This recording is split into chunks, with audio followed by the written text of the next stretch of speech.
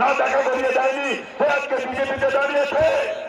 মমতা ব্যানার্জি মানুষের I wash করার জন্য বললো অপরাজিত আইন করেছি, আমি ফাঁসি চাই, আমারও আইন করতে দিল না। আপনাদের কাছে আমি তৃণমূলভাবে বলতে চাই, আপনারা শুনেছেন ভূপেন্দ্র ভট্টাচার্য মুখ্যমন্ত্রী। আচ্ছা, ভূপেন্দ্র ভট্টাচার্যের আমলে ধনঞ্জয় ধর্ষণের কাণ্ডে ফাঁসি হয়নি? ফাঁসির আইন আছে, আসলে ফাঁসি দিতে চায় না। কি হলো শুভেন্দু অধিকারী?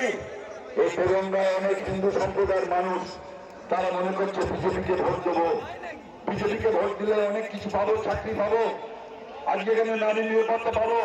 আমি সেই মহিলাদের উদ্দেশ্যে বলতে চাই, এই নরেন্দ্র মোদীর দল তারা দেখা করেনি, স্বরাষ্ট্রমন্ত্রী প্রধানমন্ত্রী, উল্টে শুভেন্দু অধিকারীরা যা ছোটখাটো আন্দোলন করছিল, কি বলল মোহন ভাগবত আরএসএসের নেতা মোহন ভাগবত বলল পশ্চিমবঙ্গের মধ্যে মমতা ব্যানার্জির সরকার যেভাবে আর্থিকের ঘটনা তারা পরিচালনা করছে, বিচার হবে রাজ্য সরকারের